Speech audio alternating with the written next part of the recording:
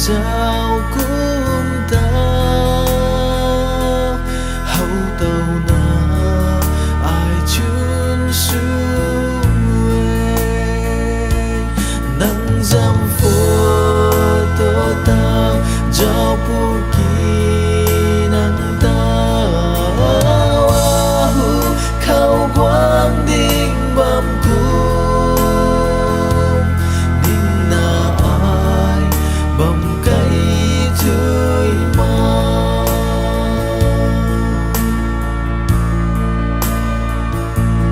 ta tâm đi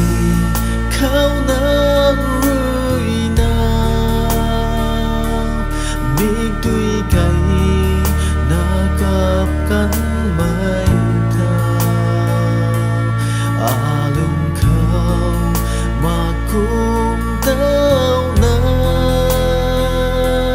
nắng bầm khâu rồi ta đi chơi lạc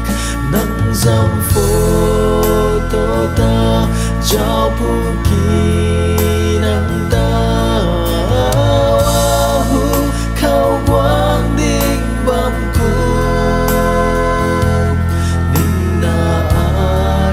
bầm cây tươi mà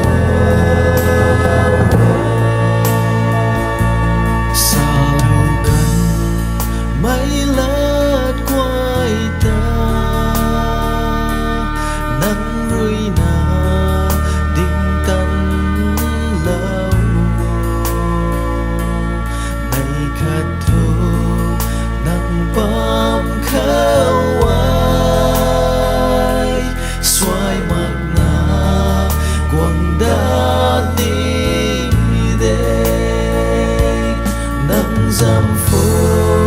to ta giao bu kỳ